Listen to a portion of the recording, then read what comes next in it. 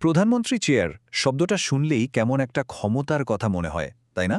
কিন্তু আজ আমরা যে গল্পটা বলবো সেটা শুধু ক্ষমতার না, এটা একটা শোকাহত বিধবার গল্প, যিনি হয়ে উঠেছিলেন বাংলাদেশের প্রথম নারী প্রধানমন্ত্রী। চলুন দেখি সেই চেয়ারের পিছনের গল্পটা, যেখানে জড়িয়ে আছে এক বিশাল ব্যক্তিগত দ্বন্দ্ব আর এক ঐতিহাসিক রাজনৈতিক উত্থানের কাহিনী। তো প্রশ্নটা হলো, কিভাবে একজন মা, একজন স্ত্রী, যিনি তার স্বামীকে হারিয়েছেন, তিনি একটা পুরো দেশের নেত্রী হয়ে উঠলেন। ব্যাপারটা কিন্তু শুধু রাজনৈতিক ইতিহাস দিয়ে বোঝা যাবে না। এর গভীরে আছে একজন নারীর ব্যক্তিগত জীবন থেকে রাষ্ট্রনায়ক হয়ে ওঠার এক ভীষণ আবেগঘন যাত্রার গল্প। চলুন আমরা ফিরে যাই ১৯৯১ সালের ২৭শে ফেব্রুয়ারিতে। দিনটা ছিল বিজয়ের। কিন্তু অদ্ভুত ব্যাপার হলো, সেদিন কোনো উৎসব বা উদযাপন ছিল না, বরং ছিল এক অপ্রত্যাশিত নির্বাচনী জয়ের পর কাঁধে এসে পড়া বিশাল এক দায়িত্বের বোঝা।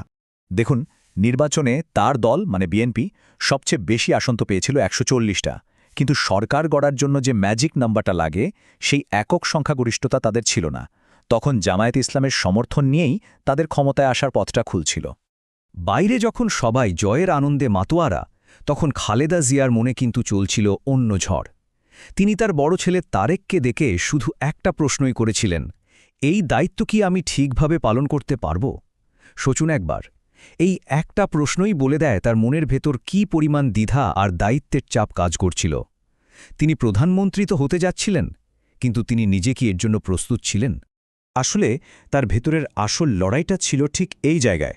একপাশে স্বামীর রেখে যাওয়া আদর্শ, তার স্বপ্নকে বাঁচিয়ে রাখার এক অমন্ত দায়িত্ব। এই দায়িত্ববোধই তাকে রাজনীতির একেবারে কেন্দ্রে নিয়ে এসেছে। আর অন্য পাশে এক সাধারণ আটপড়ে জীবন কাটানোর একটা চাপা ইচ্ছে। তিনি আসলে কখনোই এই জীবনটা চাননি। আচ্ছা, এরপর শুরু হল ক্ষমতার আনুষ্ঠানিক পথে হাঁটা। আর এই পথের প্রত্যেকটা মুহূর্ত ছিল ভীষণ প্রতীকী আর আবেগে ভরা।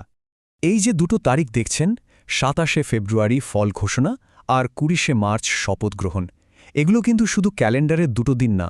এটা ছিল একজন দলীয় নেত্রীর বাংলাদেশের প্রধানমন্ত্রী হয়ে ওঠার আনুষ্ঠানিক যাত্রা শুরু।